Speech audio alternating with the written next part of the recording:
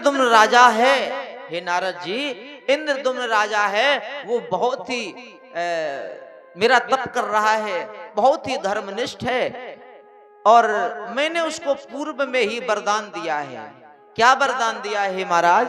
बोले उसने तपस्या करके हमें प्रसन्न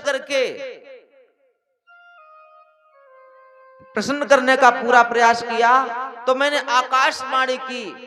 उन्होंने कहा क्या चाहिए? हमने पूछा क्या चाहिए वरदान? तब उन्होंने कहा कि मैं आपको पुत्र रूप में प्राप्त करना चाहता हूं, पुत्र रूप में। तो उन्होंने कहा, भगवान ने कहा, हे नारद जी, मैं उनको वरदान दे चुका हूं, लेकिन पुत्र रूप में प्राप्त तो होगा, पुत्र भाव होगा, लेकिन ये नहीं कहा कि हम इस रूप में मिलेंगे। किस रूप में? जगन्नाथ रूप में। हाँ, मैंने उनसे कहा कि चिंता ना करो, मैं दर्शन दूंगा। तो उन्होंने कहा महाराज कब दोगे दर्शन? तो कहा मैंने उनसे कि जाओ, मैं तुमको कलयुग में दर्शन दूंगा। कलयुग में, सतयुग की घटना, त्रेता बीच में है, द्वापर बीच में है, और कलयुग में दर्शन दूंगा। लेकिन उन्होंने निराश नहीं हुए। क्यों? कम से कम एक विश्वास तो हो गया कि प्रभु दर्शन देंगे और मिलेंगे, मेरी सेवा स्वीकार करेंगे। और ये भी निश्चित हो गया कि जब कलयुग में दोगे तो तब तक हम जिंदा भी रहेंगे। और बड़े बड़े देवी देवता भी तरसते हैं कि किसी प्रकार से मैं भगवान की पावन धरती जो भारत भूमि है इस पर जन्म मिल जाए और हम उनका गुणगान करें। बड़ा प्रसन्न हुए, कोई बार नहीं, प्रतीक्षा की। समय आया, इंद्रदुम्न राजा ने बहुत प्रयास किया, कई बार प्रयास किया, एक बार भगवान को पुनः प्रसन्न किया। बोले महाराज कब दर्शन दोगे ये तो बताओ। तो आकाशवाणी हुई कि मैं इस कलयुग में नील माधव भगवान के रूप में अवतार ले चुका हूं। और बस यही बात बंद हो गई, पूरी बात नहीं हुई। जैसे कोई व्यक्ति भूखा हो और भोजन दिखा दो, खिलाओ ना, दो ना, तो व्याकुलता बढ़ेगी कि नहीं बढ़ेगी? बस व्याकुलता बढ़ गई। आह, नील माधव के रूप में भगवान का अवतार हो गया, खोजो खोजो ढूंढो। कहां ढूंढो? अब कोई पता ठिकाना तो बताया नहीं, पता ठिकाना कुछ नहीं बताया। खोज प्रारंभ हो गई साहब, चारों तरफ अपने सैनिकों को भेजा। एक इनके राज पुरोहित थे, उनके पुत्र का नाम था विद्यापति। विद्यापति को भी भेजा, जाओ तुम भी, अब खोज हो रही है। अब इधर से घटना थोड़ी हटाओ, बाद में हम इस प्रसंग को उठाएंगे। अब नील माधव है कहां ये देखो। नील माधव कौन है? भगवान श्री कृष्ण ही इस कलयुग में नील माधव के रूप में कुछ दिनों के लिए इस धरती पर आए। दिन नहीं, कुछ काल के लिए। किसके पास आए? तो इसका भी उत्तर सुनिएगा। विश्वावसु एक शब्र कुल में शब्रों के अधिपति हुए हैं। यानी कि शूद्र कुल में जैसे जंगलों में कोल भील रहते हैं ना, कोल भील, उसी प्रकार से शब्र, जैसे सबरी मैया थी जंगलों में रहती थी, उसी प्रकार से विश्वावसु नाम के बहुत अच्छे तपस्वी हुए हैं। कौन थे ये विश्वावसु? इन्हीं के पास नील माधव की सेवा हो रही थी। तो नील माधव भगवान कहां से आए, विश्वावसु कौन है, इसके लिए हमें आपको पुनः त्रेता में जाना पड़ेगा। अब मैं आपसे एक बात कह रहा हूं, अगर आपने अपने मस्तिष्क को थोड़ा बहुत भी इधर उधर खिसका दिया तो ये कथा आपके ऊपर से निकल जाएगी। ठीक, आइए हम लोग चलते त्रेता में। बोलो श्री राम जय राम, जय जय राम। बोलो श्री राम जय राम, जय जय राम। बोलो श्री राम जय राम, जय जय राम। बोलो श्री राम जय राम, जय जय राम। पावन तट पर जो अयोध्या नगरी है ये मोक्षदायी है। जननी जन्म भूमश्ची स्वर्गादपि गरीयसे। हे विभीषण, अपनी मां और अपनी मातृभूमि, जननी जन्म भूमश्ची, ये अलग अलग है ना, तुम एक शब्द समझ लो। अपनी मां वो कैसी भी क्यों ना हो, अनपढ़ क्यों ना हो, कानी खुतरी क्यों ना हो, काली क्यों ना हो, मां मां होती है। तेजू, हाँ ध्यान से सुन लो, मां मां होती है। और तुम्हारी तो एक बात मुझे इतनी अच्छी याद रहती है कि मां के पैरों में जन्नत होती है, लेकिन साथ साथ में वो बात ऐसी बात नहीं है। देखो, हम हो सकता है आप लोगों से कम मिलते जुलते हो, लेकिन मैं बहुत ही सबको अंतःकरण में ध्यान रखते हैं सबको।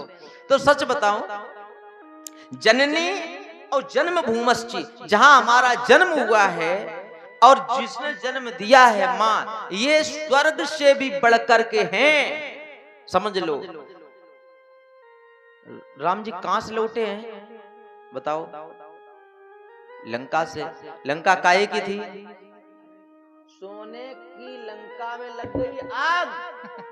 समझ लीजिए, सोने की लंका का परित्याग जिसने कर दिया हो, चाहते तो अधिकार था सब कुछ, लेकिन नहीं, त्याग दिया अपनी मातृभूमि, आ गए, सबको दिखाया सब बातें। अंत में राज्याभिषेक हुआ, भरत मिलाप हुआ, वशिष्ठ जी इत्यादि बहुत कुछ हुआ। अंत में जब विदाई होने लगी तो सब बंदर भालुओं को, जामवंत इत्यादि को सबको विदा किया। सबसे कहा वरदान मांगो, वरदान मांगो, वरदान मांगो। जिसने जो इच्छा हुई मांगा, उपहार दिए गए। हनुमान जी तो गए नहीं, कल मैंने सुना चुके हैं। अंगद जी का चरित्र नहीं सुनाया मैंने, बीच में निकल चुका था, लेकिन हम सोचते हैं कि एक बाण से कई निशाना हो जाएं, अब अवसर है तो सुन लो। अंगद जी ने कहा, महाराज हमको अपने चरणों की छांव में रखो। कहा कि देखो, एकांत में रह करके भजन करना अच्छा है, वरदान मांग लो और प्रस्थान करो। बोले ठीक है महाराज, क्या वरदान चाहिए बताओ? बोले बार बार आप कह रहे हो वरदान मांग लो, इच्छा तो नहीं है, लेकिन अब देखो मां सरस्वती घूम गई बाड़ी पर, क्योंकि भगवान को आगे की लीला का प्रस्थान करना है प्यारे। बाड़ी घूम गई, मां सरस्वती की ऐसी कृपा हुई, मुख से क्या निकला? बोले हे प्रभु, मेरे पिता का जो हत्यारा है मैं उसका बदला ले सकूं। अच्छा, इनके पिता कौन है? इनके बलि के हत्यारे कौन है? राम जी। हो गया उल्टा मामला। मेरे, उन्होंने कहा एवमस्तु, भगवान ने तुरंत कहा, क्यों कहीं चूक ना जाए, जो कहा एवमस्तु। अरे भगवान क्या हुआ, हमने क्या मांग लिया, ये तो मैंने बहुत बड़ा अपराध कर दिया, मेरे पिता के तो हत्यारे तो आप ही है ना, आपने मारा है, प्रभु आप उससे क्षमा क्षमा। नहीं नहीं, इसीलिए कहते हैं ना, विधाता के लेख। एक बहुत अच्छा भजन याद आया है, लेकिन अभी नहीं सुनाएंगे, क्योंकि जिन्होंने मुझे कहा था महाराज ये भजन सुनाना, वो आज चौथे दिन हो गए अभी तक आ नहीं पाए। अब उनको सुनाएंगे बाद। विधाता के लेख पर ही बहुत अच्छा भजन है, तो हम सुनाएंगे जरूर। तो भगवान ने क्या किया, देख लिया सब कुछ, समझ गए। अब हम आपसे एक बात कहें, कुछ लोग ये कहते हैं कि जो जरा नाम का बहेलिया था वो बाली था। बाली नहीं था, वो अंगद। ये थोड़ा हो सकता है जो पहली बार सुन रहे हो ये बात उनको थोड़ा अजीब लगे। अगर गहराई से जाओ, देखो कथा पढ़ना और कथा को मथना, हम सच बता रहे, घुस जाते हो यहीं पर बैठे ही रहते हम, कभी ऊपर कमरे में बैठे मथते भी हैं। लिखने वाला भाव लिखता है और पढ़ने वाला शब्द पढ़ता है। पढ़ना क्या चाहिए? भाव। जरा सोचो, राम ने अपराध नहीं किया, रावण को, बाली को छुप करके मारा, यद्यपि अगर ना मारा होता तो पाप बढ़ता, कन्फर्म था। लेकिन उन्होंने जब बाली ने पूछा महाराज कौन सा अपराध हुआ है हमने, तो उन्होंने कहा था अनुज बधू भगे निसुत नारी, अनुज बधू भगनी सुत नारी, सो सुन सट कन्या सम चारी, और इन्हीं कुदृष्ट बिलो कही जोई ताय बधे कछु पाप। उन्होंने कहा महाराज ये सही है, लेकिन एक बात बताओ ये किसके लिए है? बोले मनुष्यों के लिए। मैं कौन हूं? टूट गया नियम। पशुओं में ये प्रवृत्ति यद्यपि होनी चाहिए, लेकिन पशु पर हैं काहे के लिए? मनुष्य श्रेष्ठ क्यों है? बोले पशुओं में तो राम जी निरुत्तर हो गए थे, यद्यपि आगे की लीला करनी थी, और फिर भगवान ने प्रलोभन दिया कि बात दब जाए, लेकिन राम किशोर बैठे हैं, दबाएंगे क्यों? है जब ये भक्तों की पोल खोल देते हैं तो इनकी पोल तो खोले जाए। तो राम जी ने प्रलोभन दिया क्या? सुना दो, कहा उबाल तुम्हें दे जियाई, कहा उबाल तुम्हें राजी करहु पंपापुर जाई, राजी करहु पापुर जाई। कहा था, कहा उबाल तुम्हें दे जियाई। अब जब अपराध नहीं था तो पर क्यों प्रलोभन दिया? कहने का भाव तो अब अपने प्रसंग पर मुख्य रूप से रहें, क्योंकि हमें जगन्नाथ भगवान को मंदिर में स्थापित करवाना है। अभी केवल रूप प्रकट हुआ है, ध्यान से श्रवण करिएगा। इन्होंने क्या किया? प्रलोभन दिया। बोले नहीं महाराज, जन्म जन्म मुन यतन कराई, अंत राम कहीं आवत नहीं, मुख से राम नाम निकलता नहीं है, और आप तो साक्षात मेरे सामने हैं। नहीं नहीं, अपने पुत्र बाली ने अपने पुत्र अंगद का हाथ पकड़ा दिया और कहा प्रभु मेरे इस पुत्र के संरक्षक आप बन जाओ। धन्य है वो बाली जिसने अपने पुत्र का हाथ भगवान के हाथ में थमा दिया हो।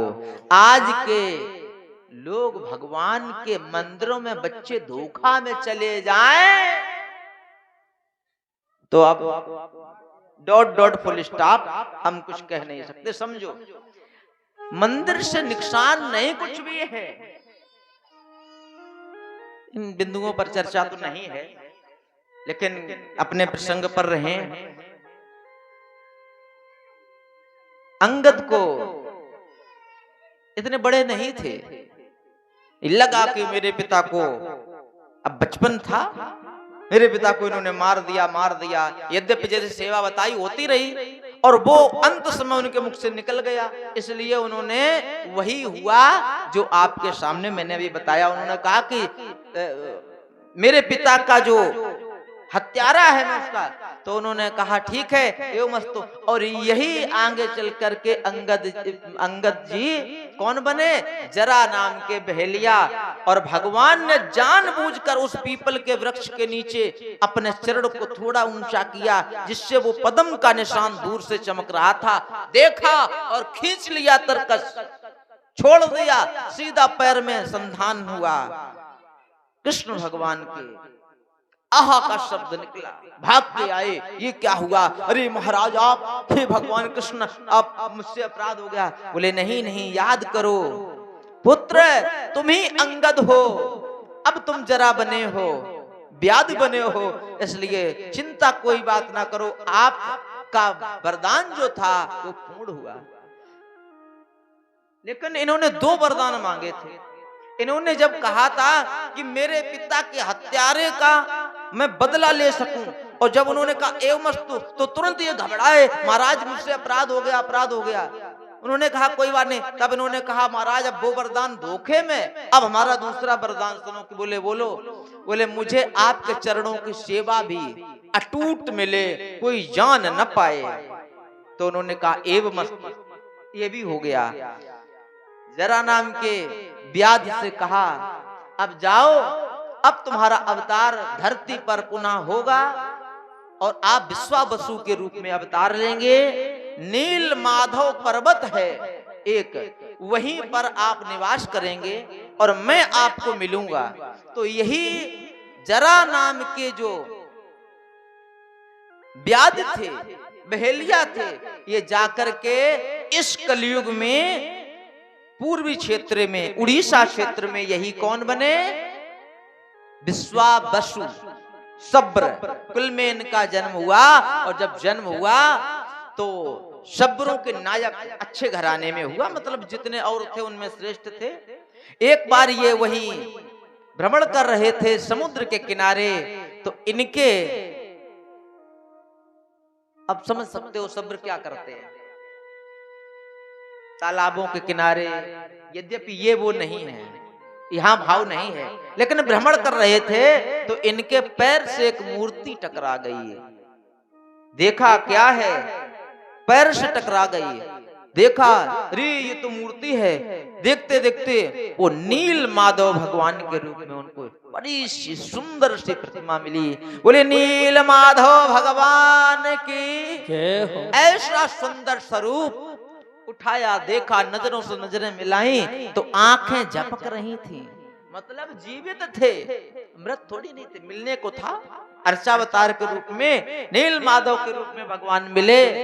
हृदय से लगा लिया, ऐसा लगा कि जन्मों जन्मों की प्यास मेरी पूरी हो रही हो। छुपा लिया, ऊपर से साल को ढक लिया और सीधे ले गए कहां? जहां रहते थे वहां से भी कुछ ऊपर जो पर्वत था, नील माधव पर्वत का नाम भी नील माधव, पहले नीलांचल था, पहले नाम था पर्वत का नीलांचल, उस पर ले गए, बाद में यही पर्वत नील माधव कहलाया। होने लगी सेवा साहब। इनकी पत्नी भी बहुत ही, कोई देवयोग होते हैं, पुजारिन थी। इनकी कोख में एक बेटी ने जन्म लिया, नाम रखा गया ललिता। बड़ी सुंदर है, घूम रही है अपनी सखियों के साथ, कहीं इधर कहीं उधर, फूलों में कहीं रोज निरंतर घूमती है। अब हम आप लोग उधर पहुंचो, कहां प्रसंग चल रहा था? विद्यापति, वो उधर खोज हो रही है, आकाशवाणी हुई कि जाओ, चिंता ना करो, तुम खोजो, मेरा अवतार हो चुका है।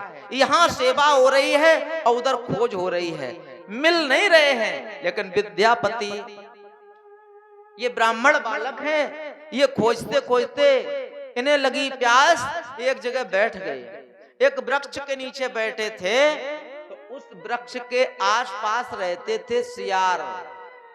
सियार कहें या कुछ भी समझो, हिंसक जीव। सियार खाता है क्या? आक्रमण कर लेता है। अरे समझ लो बगर्रा, मान लो बगर्रा, है ना, जो भी समझ लो, मतलब हिंसक जीव छोटे छोटे ऐसे थे जो पूरा मार भी नहीं सकते थे। उन्होंने इनको देखा, उन्होंने आक्रमण कर दिया, तो ये क्षतिग्रस्त हो गए, लहू लुहान हो गए, चिल्लाने लगे। तो वहीं पर ललिता नाम की बेटी अपनी सखियों के साथ कहीं खेल रही थी। उसने कहा क्या हुआ? भाग के गई, देखा क्या, बड़ा सुंदर है विद्यापति, बड़ी सुंदर दिख रहे, लेकिन शेर, उनको हिंसक जीवों ने आक्रमण किया। उन्होंने तुरंत भगाया उनको, भाई इधर संख्या काफी हो गई बेटियों की, भगाया। अब किसी असहाय व्यक्ति की सहायता करनी चाहिए। इनको ले गई, कहाँ रहते हो, कैसे हो? तो इसने अपना पूरा पता ना बताया, क्योंकि खोज थी, गुप्तचरों के रूप में खोज रहे थे। अपने पिता विश्वावसु के पास ले गई, पिताजी ये हैं, देखो इनको हिंसक जीवों ने, इनकी आप उपचार करवाइए। तो विश्वावसु ने इनको बहुत कुछ उपचार इत्यादि दिया और इनका घाव वगैरह ठीक हुए। कहा कि अभी तुम कहां जाओगे, शरीर चलने योग्य नहीं है, आप यहीं निवास करो। रहने लगे साहब, 2, 4, 6 दिन हुए, घाव थोड़े ठीक हुए, लेकिन अब इनका जाने का मन नहीं हुआ। क्यों? बंध गए प्रेम की डोरी में। ललिता इतनी सुंदर है, और ये भी सुंदर है, ललिता की नजरें भी इनसे मिल गईं और इनकी भी नजरें ललिता से मिल गई, प्रेम हो गया। यद्यपि पिता रोकते, लेकिन पिता को यह पूरा बात ना पता लगा। क्यों? पिता संध्या कालीन यहां से चले जाते हैं और रात्र भर सेवा करते हैं। कहां? नील माधव पर्वत पर, नीलांचल पर्वत पर। किनकी? नील माधव भगवान की। अब जो रात भर जगेगा, दिन भर सोएगा। अब ये क्या है, बातें चीतें होती, सब बातें धीरे धीरे कई समय हो गया। एक बार ललिता ने हाथ जोड़ करके पिता के सामने अपना निवेदन प्रस्तुत किया। बोले, पिताजी, क्या मैं आपसे कुछ कहना चाहती हूँ, क्या आपकी आज्ञा हो? पिता तो समझ गए कोई विशेष बात है, हम लोग सब्र कुल में हैं। बोले, बोलो बोलो। बोले, पिताजी आपको तो पता है हम लोग सब्र कुल में हैं, हम लोगों में कोई जात बंधन नहीं होता है। अच्छा, कोल विलों में ये आज भी है, जो पसंद आ जाए वहां पर वो कुछ नहीं देखा जाता और विवाह हो जाता है। स्वयंवर, बोले स्वयंवर का आदेश तो हम लोगों में है ही है, तो मैंने एक युवक को प्रेम किया है, चुन लिया है, यदि आपकी इच्छा हो तो आप विवाह कर सकते हो।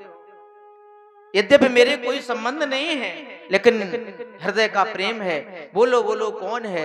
बताया, विद्यापति। पागल हो गई है तू सब्र कुल में है, वो ब्राह्मण कुल में है। अच्छा, एक बात बताऊं, ये जातिवाद का बंधन आज ही नहीं है, हाँ पहले से है। बोले, बात तो पिताजी आप ठीक कह रहे हो, लेकिन वो तैयार है। बोले, पूछो।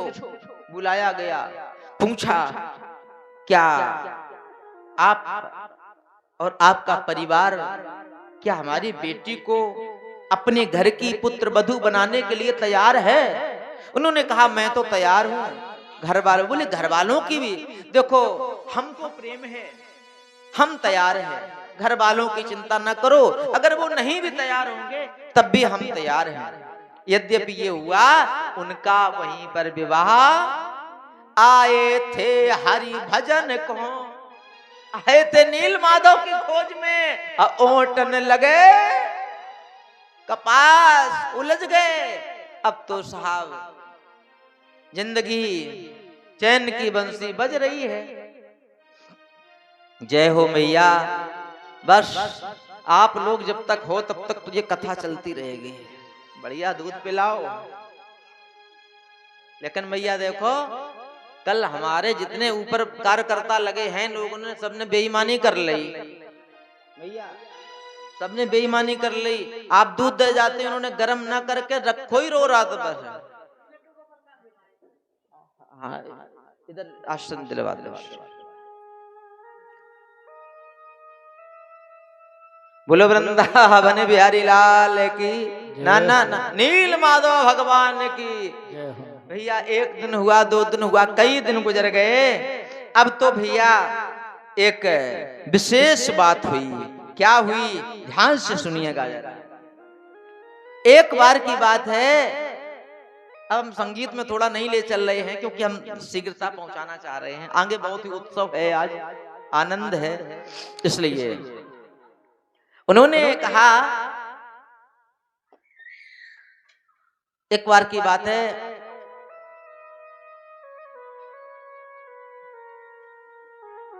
विद्यापति ने पूछा, बोले एक बात बताओ, तुम्हारे पिता जो हैं सुबह से कहीं चले जाते हैं संध्या कालीन, और पता नहीं कहां जाते हैं, आप हमें ये बताओ कि जाते कहां हैं? बोले पता नहीं, कहीं पूजा करने जाते हैं। अब देखो भूमिका बनने लगी, फिर पूजा करने कहां जाते हैं बताओ तो? बोले कहीं जाते हैं, पता नहीं, हमको तो कभी दिखाया नहीं, ना ले गए। इन्होंने कहा था मुझे गुप्त सेवा चाहिए, गुप्त सेवा, कोई जान ना पाए। तुमको क्यों? यही तो सूरदास ने कहा था कि नैना अंतर आव तो, मेरे नैनों में आ जाओ, और ना हम दुनिया को देखेंगे और ना तुम्हें, सबसे बढ़िया, तुम मेरे आंखों में आ जाओ, हम आंखें बंद कर लेंगे, हम तुम दुनिया से क्या मतलब। अब यही हर व्यक्ति को सोचना चाहिए परीक्षित जी, सच बताओ। हुआ ये गुप्त सेवा थी नीलांचल पर्वत पर। इन्होंने कहा कि किन की पूजा, बोले हाँ ये तो पता है किन की पूजा होती है। कहा किन की, बोले नील माधव की। जैसे ही नील माधव कहा वो याद इंद्रदुम्न राजा की, अरे नील माधव की ही तो खोज में आए हैं हम, स्तब्ध रह गए। पूछा इसने, ललिता ने, आप स्तब्ध, अरे नहीं नहीं थोड़ा वो याद आ गया ना, वो मेरी नानी यानी वगैरह थी, उनके नाना का नाम था नील माधव, घुमा दी बात को। अब ये पीठ मतलब इतने पीछे पड़ गए, बोले एक बार तो दर्शन हमको हो ही जाए, एक बार तो दर्शन। अब ये षड्यंत्र चलने लगा, एक बार दर्शन, एक बार दर्शन। उन्होंने कहा पिताजी नहीं ले जाएंगे।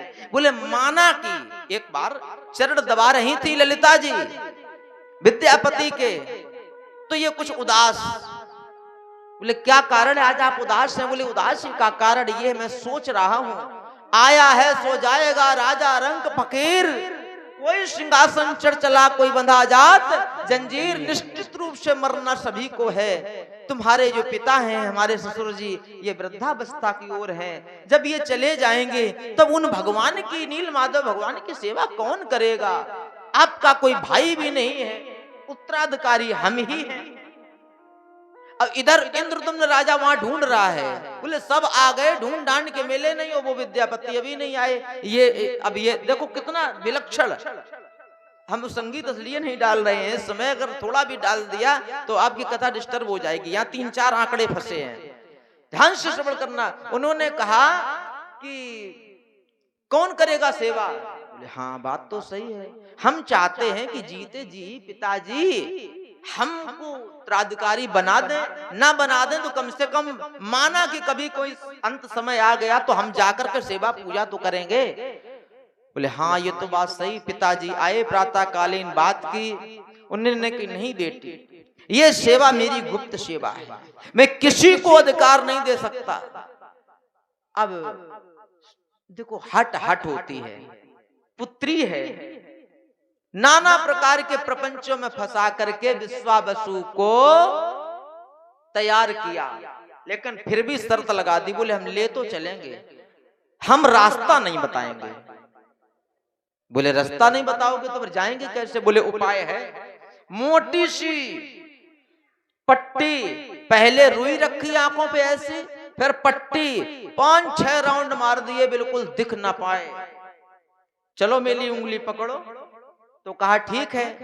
अब इन्होंने बुद्धि लगाई विद्यापति ने। बोले पिताजी क्या नहा सकता हूं, अभी मैंने नहाया नहीं है। बोले तुमने नहाया नहीं, अरे कि दोबारा नहाना है, आखिर नील माधव भगवान के दर्शन करने। बोले हाँ अब नहाएंगे तो कम से कम थोड़ा एकांत तो होता ही है। वहीं पर जाकर इन्होंने अपने कुर्ते में पीली सरसों के दाने काफी डाल लिए और डाल के एक छोटी सी कांटे के माध्यम से छोटा सा वो कर लिया छेद, और उसके नीचे रख लिया कपड़ा। पिताजी के सामने आए, पिताजी मैं तैयार हूँ, हे प्रभु हमें जरूर दर्शन देना। अभी ये गुप्त रहस्य है। और जैसे लेके चले उंगली पकड़ के, इन्होंने एक हाथ धीरे से डाला और जो कपड़ा लगा था वो छेद से वो अलग करके अब एक एक राई का दाना टुरकने लगा।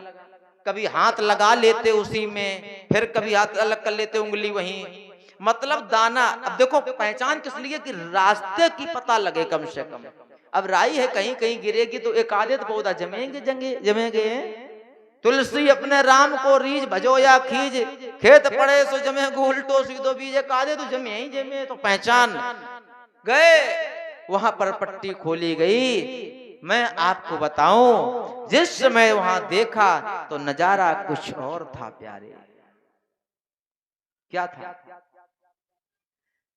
नील माधव भगवान बहुत ही सुंदर सिंहासन पर विराजमान, साक्षात बालक स्वरूप में, बिल्कुल नीले। देखो नीले, गलुआ इनके तो पीले हो सकते हैं तो देखो नीलांबर सब नीले नीले हैं। नील माधव भगवान दर्शन हुए किए। उनकी सेवा में कौन कौन था ये अगर आप जान जाएंगे तो चक्कर में पड़ जाएंगे। साक्षात ब्रह्मा जी, शिव जी, यहां तक कि नारायण भगवान भी, कहने का मतलब नील माधव भगवान साक्षात कृष्ण ही। इंद्र,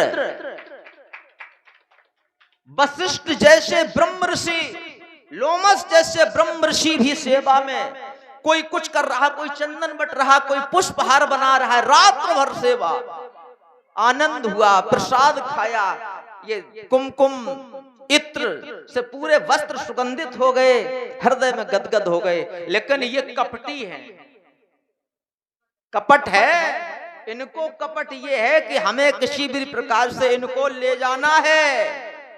ये अब चोर तो चोर है, यद्यपि यहाँ नहीं। क्या कुलदीप भैया, कहीं कहीं कुछ लोग माताएं बहनें भाई बंधु तो इसलिए कथा में आते हैं कि हमारी चप्पल पुरानी हो गई कऊ की, तो ये दर्शन के लिए तो गए, आनंद है, लेकिन फिर भी इनका लक्ष्य ये है कि हम किसी ना किसी प्रकार से नील माधव को ले जाएं। कैसे ले जाएं? अब इनको ललक लग गई, दर्शन किए, प्रातः कालीन आए, सब बातें। अब घर आ गए, पत्नी ने पूछा, ललिता ने कहो, अरे प्रभु क्या बताएं, प्रभु के दर्शन, हम तो कहते तुम भी चलो। बोले आदेश नहीं होगा। चलो कोई बात नहीं, जब अपने पिताजी मर जाएंगे ना तब ले चलेंगे। बोले हाँ हाँ हाँ। लगभग 1.5 महीना गुजर गया। 1.5 महीने में सरसों का पौधा लगभग, बहुत बहुत धन्यवाद, आइए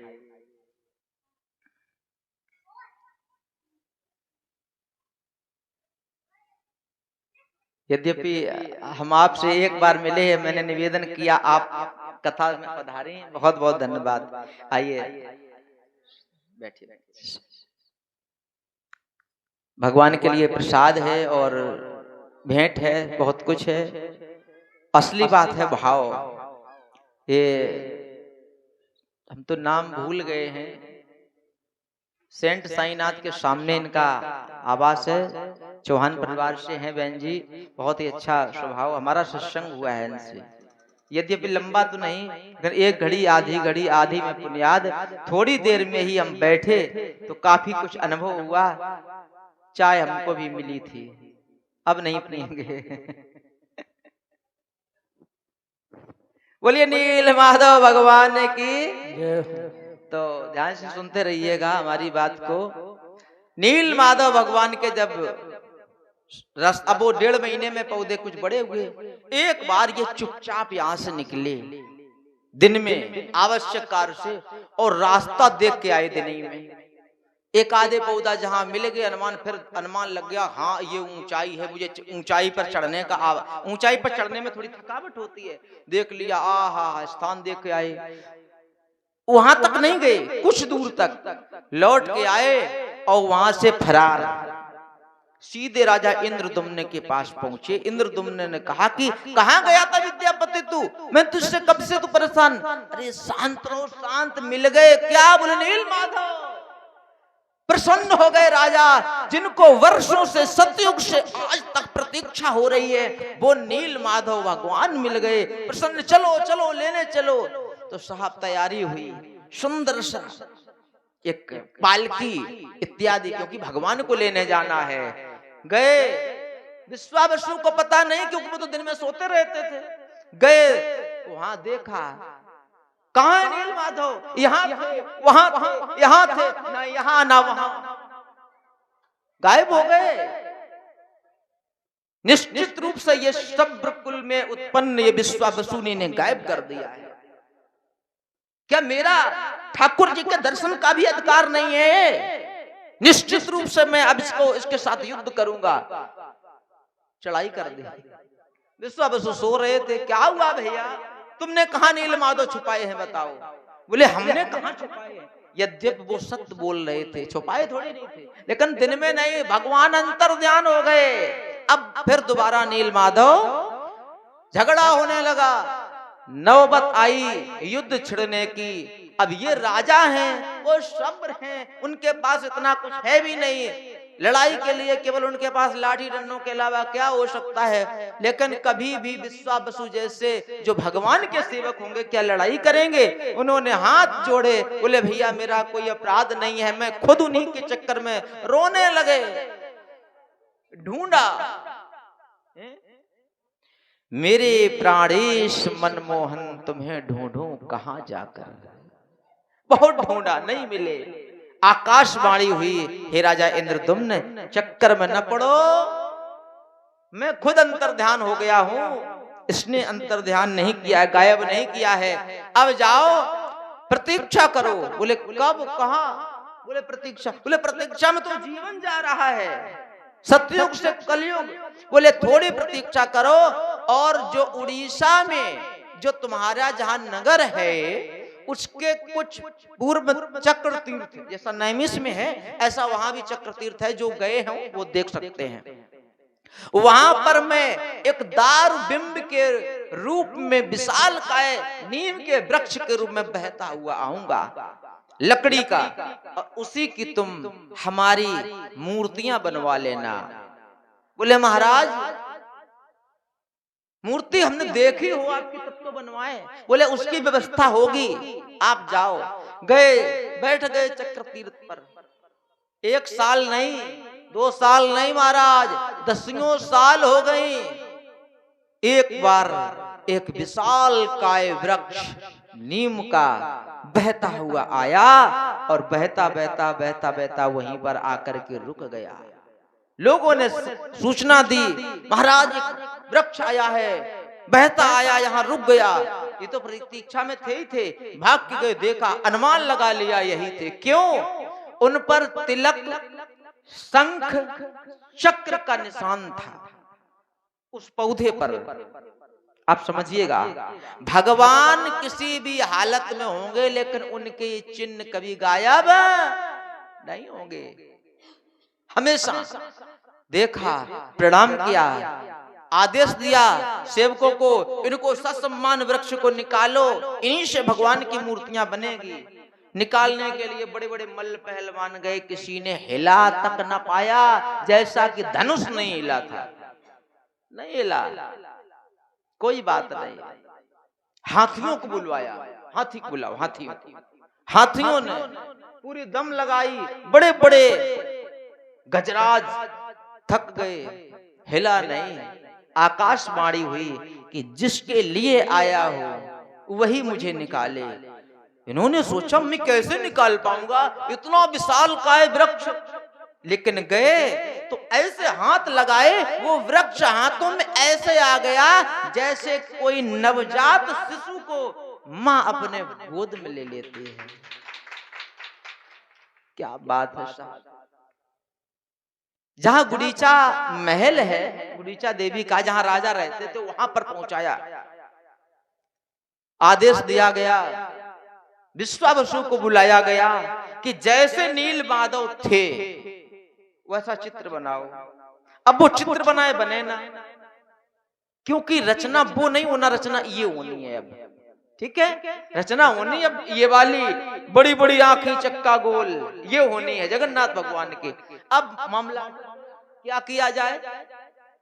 प्यारे कहते हैं कि 2 लाख शर्मा बढ़ई आए, और किसी ने भी उनकी मूर्ति का विग्रह बना नहीं पाया, बल्कि जब छेनी हथौड़ा चलाए जाते थे तो कहते हैं कि उसमें चिंगारी, वज्र के समान चिंगारी निकल जाती थी, जिससे कोई पत्थर का टूट जाते थे। क्या करें, अंत में एक बूढ़ा बूढ़ा सा डुकरा आया, हंसी के लिए बोल देते, बुजुर्ग आए, मैं बना सकता हूं, तुम बना लोगे, तुम्हारे हाथ भी काम नहीं करते हैं। बोले मैं आज का कारीगर नहीं हूं, बहुत पुराना। ये कौन थे? विश्वकर्मा जी, सबसे पुराने कारीगर हैं कि नहीं? तो समझ नहीं पाए ये। उन्होंने कहा ठीक है। बोले शर्त है क्या? इसको इस कमरे में रखो, बड़ा सा कमरा रखवाया। शर्त ये है, मैं बना तो दूंगा, लेकिन कोई बीच में आने जाने का सिस्टम, कोई आए जाए नहीं। बोले महाराज भूख भूख लगेगी? बोले नहीं, हम बिना खाए पिए। सबने सोचा कि भाई हो सकता है। कितने समय तक? बोले 21 दिन तक। बोले 21 दिन तक तो कोई व्यक्ति मर जाता है। बोले मैं मरूंगा नहीं, मुझे अभ्यास है। यद्यपि उसने दरवाजा बंद कर लिए और महाराज 5-6 दिन तो खटपट खूब हुई। लगा कि हाँ काम हो रहा है, कारपेंटर लगे हैं भीतर। फिर आवाज बंद हो गई। गुडीचा देवी ने कहा कि महाराज ये अंदर खोले के देखो तो ऐसा नहीं बेचारा बूढ़ा था, भूख प्यास से मर गया हो। बोले नहीं नहीं नहीं नहीं। फिर भी 14 दिन तक दरवाजा नहीं खोला गया। अब खटपट कोई नहीं तो मंत्रियों ने भी कहा राजा के हृदय में विचार आया, खोल के देखो। जब खोल के देखा तो वहां पर वो गायब थे और वो जो बिंब दारू बिंब था उसकी मूर्तियां तैयार हो चुकी थी। कौन? ये सामने वाले ऐसे 3 बैठे।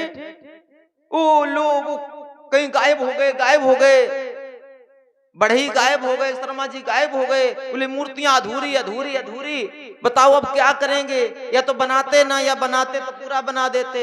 वहीं आकाशवाणी हुई राजा इंद्रदुम्न ने, मैं नील माधव ही हूं और अब मैं अपने इस रूप में पूर्व जन्म में तुम्हारे दिए हुए वरदान के कारण एवं नारद जी ने जो अर्चावतार के रूप में मेरी जो द्वापर में वरदान लिया था उसके रूप में मैं अब ऐसा ही पूजूंगा और मेरा नाम होगा जगत नाथ। और इस जगन्नाथ के रूप में ही मेरी पूजा होगी। और जैसे द्वापर का धाम द्वारिकाधीश है, सतयुग का धाम बद्रीनाथ है, त्रेता का धाम सेतुबंध रामेश्वरम जी हैं, इसी प्रकार से कलयुग के जीवों की मुक्ति के लिए मेरी ही पूजा होगी और कलयुग का धाम यही पुरुषोत्तमपुरी बनेगा। अब मेरी मूर्तियों को अपने मंदिर में स्थापित करो। बोलिए जगन्नाथ भगवान की। आ गई कथा समझे में? मंदिर पे चलो। अब थोड़ी देर उसके बाद संगीत में प्रवेश कर देंगे, है ना? ये दिन अगर लास्ट में सुनाते तो लोग समझ ना पाते। आप लोग हैं अच्छे लोग, वो लोग हैं महा अच्छे लोग, क्योंकि बाद में सीधा प्रसाद है ना। अब ध्यान से सुनिएगा आप लोग। मंदिर में मूर्तियां लगी जाए। मंदिर कहाँ है? इन्होंने मंदिर बनवा रखा था सतयुग में। जब भगवान ने कहा था हम आएंगे तो सतयुग में मंदिर बनवा लिया। तो साहब जैसे कभी गंगा जी गए हो, कभी कभी धार इधर होती है, कभी इधर मिट्टी जम जाती, कभी उधर। युग बदल गए, कालखंड बदल गया, धीरे धीरे सब बदल गया और मंदिर वो पूर्ण रूप से समुद्र के किनारे रेत में केवल इतना ऊपर का शिखर जिसको बोलते हैं चक्र, नील चक्र है ना, फोटो में तो देखा होगा, गए नहीं हो तो नील चक्र थोड़ा दिख रहा था। एक गाल माधव नाम का राजा, गाल माधव ध्यान रखना, गाल माधव नाम का राजा जा रहा था और उसका घोड़ा जाते जाते वो एकदम पैर से टकरा गया, उसमें पैर में ठोकर लगी, वो घोड़ा गिर गया, राजा भी गिर गया। उसने कहा क्या है, किसने टकरा के गिर गया? देखा क्या वो ऐसा नुकीला सा चक्र, बहुत बड़ा है, बहुत बड़ा चक्र है, उसकी नोक, अब कई नोकें हैं, चक्र है तो ऊपर वाली नोक, तो यह है क्या? छुरी से दिख रही है। उसने बालू हटाई, थोड़ा चौड़ा होता चला गया, सेवकों को बुलाया, इसको खोदो जरा देखो। अब वो चक्र दिखा, चक्र दिखने के बाद ऐसा शिखर दिखा, अब तो खुदाई चालू। साहब जगन्नाथ भगवान का मंदिर प्रकट हो गया, जगन्नाथ भगवान का मंदिर प्रकट हो गया। फिर जगन्नाथ भगवान का मंदिर प्रकट हुआ, अब देखा उधर से मूर्तियां नहीं, क्योंकि मूर्तियां थी नहीं। इसने सोचा कि मंदिर किसी ने बनवाया, बड़ा सुंदर है, और ऐसे सुंदर मंदिर में मूर्ति ना हो तो फिर मंदिर किस काम का? तो ये बाजार से गया, बढ़िया से भगवान श्री कृष्ण जी की मूर्तियां लाया, स्थापित की, पूजा होने लगी। इधर अब वो बन गई मूर्तियां अब के मंदिर ढूंढो, मंदिर डूब गया, अब नहीं डूबा नहीं, ये वहां गए तो मंदिर सेवा चल रही थी, यानी कि वो सफाई अफाई करवा चुका था। युग बदल गए। बोले मंदिर हमारा है, तुमने अधिकार कर लिया, ये पूजा पुजारी पंडा हटाओ यहाँ को। बोले कैसे तुम्हारा है? मेरा है, मैंने इसको खोजा है। बोले खोजने वाले का अधिकार नहीं होता, बनवाने वाले का अधिकार होता है भाई। खोजने वाले का अधिकार क्या है? बनवाने वाले का अधिकार है। बोले नहीं नहीं नहीं, ऐसा नहीं। चर्चा लंबी हुई, कितनी लंबी चर्चा हुई सोच नहीं सकते। युद्ध का नंबर आया, उन्होंने कहा कि कोई गारंटी से गवाही दे दे कि तुमने मंदिर बनवाया, हम छोड़ देंगे। बोले गवाही है। बोले किसकी? बोले ब्रह्मा जी। ब्रह्मा जी? हम मृत्युलोक की बात करें तो ब्रह्मा जी को। बोले हम बुलवाएंगे। आवाहन किया, विशेष अनुष्ठान किया गया, ब्रह्मा जी प्रकट हो गए। बोले मंदिर किसने बनवाया? बोले इन्होंने बनवाया है। गाल माधो फिर नाराज। बोले तुम और ये सब मिले हुए हो, लोकल का कोई व्यक्ति कहे। बोले कोई बात नहीं, पहचान है कुछ? बोले देखिए ये जो सामने नरसिंह है, आप जाओगे जो नरसिंह द्वार से प्रवेश होता है, पहले जो गए हो नरसिंह द्वार से प्रवेश होता है। बोले ये नरसिंह मंदिर मैंने बनवाया था, इस धरती का सबसे पहला नरसिंह भगवान का मंदिर दरबार ये मैंने बनवाया था, ये पहचान। बोले तुम लोग मिले जुले हो, हम नहीं बात मानेंगे। बोले फिर? बोले हम उपाय बताएंगे, लोकल का व्यक्ति कोई। बोले कोई बात नहीं। अब यहां से थोड़े आगे है इंद्रदुम्न सरोवर, वहां चलो कि गए। तो जैसे गए राजा इंद्रदुम्न उसको लेकर के, तो उस सरोवर के किनारे कछुए बैठे थे साहब। और कछुओं ने जैसे इंद्रदुम्न को देखा भाग पड़े और सीधे सीधे उसी सरोवर में कूदने लगे। उन्होंने कहा कि कछुए इसमें हमको देख करके नहीं, बल्कि इस इंद्रदुम्न को आकर के देख करके ये क्यों कूदे? रुको रुको। तो कछुओं से पूछा, सिद्धियों का प्रभाव है साहब, पूछा ये क्या है, तुम इनको देख डर क्यों रहे? बोले मत पूछो, इनके सामने नहीं आ सकता। बोले क्यों नहीं आ सकते? जो बात कही प्यारे उस पर ताली बजा देना। अभी कहां बात कही, पहले बजाने लगे। जो कछुओं ने बात कही, कछुओं ने कहा कि महाराज मैं अब जो कछुआ हूं ना, पहले मैं आदमी था, आदमी। और जो ये मंदिर बनवाया है ना पीछे इधर बहुत ऊंचा चक्कर लगा होगा, तुमने देखा? बोले हाँ देखा देखा, उसी के चक्कर में आए। बोले इसमें हमने पत्थर ढोए हैं। अब कितने कितने बड़े, इतने बड़े थोड़ी नहीं। सुनो अभी हाल लो, 15 टन का एक पत्थर, 150 कुंटल। जाओ, तुम तो रहते ही हो वहां पर, बड़ी बड़ी कॉलोनी बनती है 30-30, 35 मंजिला, उसमें वो लिफ्ट लगाई जाती है, उसमें रस्से के सहारे खींचती है, और कभी 10 टन का माल इकट्ठा नहीं खींचता है। ये सतयुग के लोग थे, उन्होंने बोले मैंने 15 टन के पत्थर ढोए हैं, तब कहीं मंदिर बनवा के तैयार कर पाए। हम कछुआ बन गए और अब ये दोबारा आ गए, पता नहीं किस में लगा दें, हम इनसे डरते हैं। तब गाल माधव को आ गया होश, कहा कि महाराज तुम्हारा ही मंदिर है, हमारा मंदिर। अपनी मूर्तियां उठाई। बोले उठाओ नहीं, यहीं रखो विराजमान, लेकिन जगह मुख्य जगह। तब लेकिन फिर लफड़ा, मैया गुडीचा देवी रोने लगी, हे कृष्ण, हे नील माधव, हे जगन्नाथ भगवान, तुम मेरे घर में ही पूजा हम तुम्हारी करेंगे, मंदिर में नहीं जाओगे। देखो जब मंदिर मिल पाया फिर समस्या। महाराज जी मंदिर मिल पाया फिर समस्या। मैया कह रही कि मैं अपने पुत्र को, पुत्र भाव है ना, पुत्र भाव का, बोले मैं अब कभी भी इनको जाने नहीं दूंगी। राजा इंद्र तुमने बहुत समझाया। बोले मैया पत्नी, मतलब जो भी कहा हो अर्धनांगिनी। बोले देखिए भगवान घर में नहीं रहते, भगवान धाम में रहते हैं, रहते ना। देखो ना मैंने अपने पूर्व काल में सतयुग में गगन चुंबी इतने ऊंचा मंदिर बनवाया, कितना ऊंचा। बोलो, नहीं पता? पता ही नहीं हुए। सुन लो, 214 फुट ऊंचा। 214 फुट कितना होता है? सामने ये हाई टेंशन लाइन है, मुश्किल में 60 फुट होगी, मुश्किल में।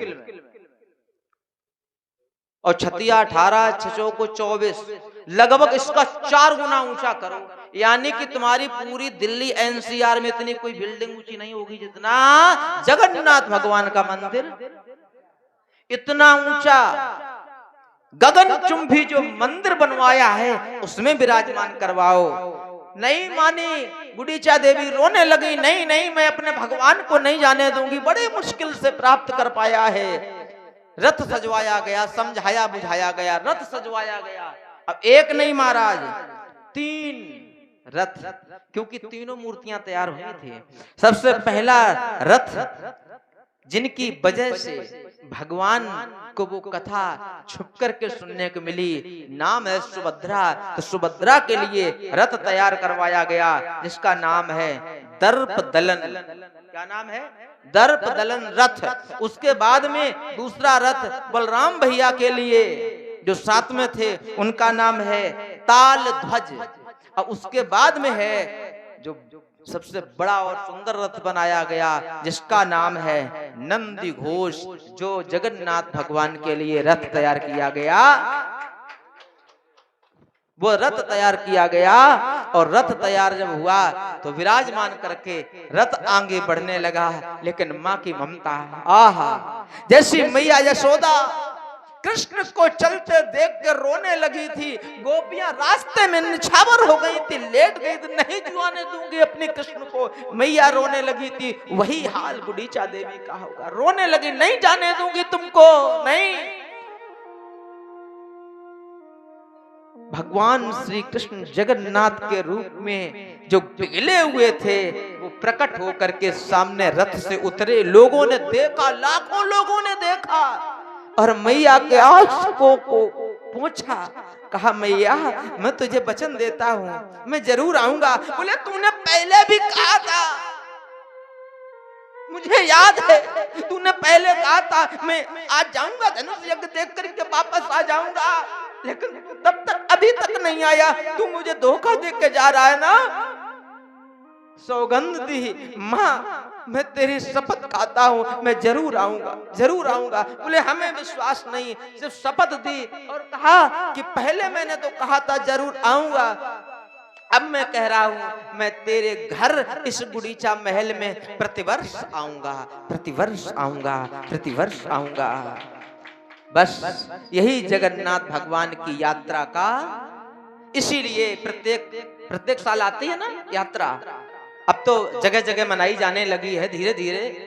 परम पूज्य हम नावादास जी को बहुत धन्यवाद कहेंगे जिन्होंने भक्तमाल लिखा, ग्रंथ को लिखा, और उससे भी ज्यादा धन्यवाद हम प्रियादास जी को देंगे जिन्होंने टीका लिखी, और उनसे भी ज्यादा हम धन्यवाद देंगे इस भारतवर्ष के सबसे अच्छे अगर प्रकांड विद्वान हैं तो हमारे पूज्य स्वामी प्रेमानंद जी महाराज। एक तस्वीर नहीं निकलवा पाए, वो हमारे श्री मलुक पीठाधीश्वर, हमारे श्री, हम भूल जाते हैं नाम, राजेंद्र दास जी महाराज, उन्होंने उस चीज का वर्णन किया। और हम अपने आप को तो धन्यवाद नहीं कर सकते हैं, इन लोगों का जूठन प्रसादी कथा में जो मिल जाती है और अध्ययन के द्वारा वो मैंने आपको एक कथा सुनाई। बोलिए जगन्नाथ भगवान की जय हो। अब हम लोग कथा में प्रवेश आगे बढ़ेंगे। आइए एक सुंदर सा भजन गाएंगे और सब लोग आनंद से उसका लाभ लेंगे। बोलो बाके बिहारी लाल की।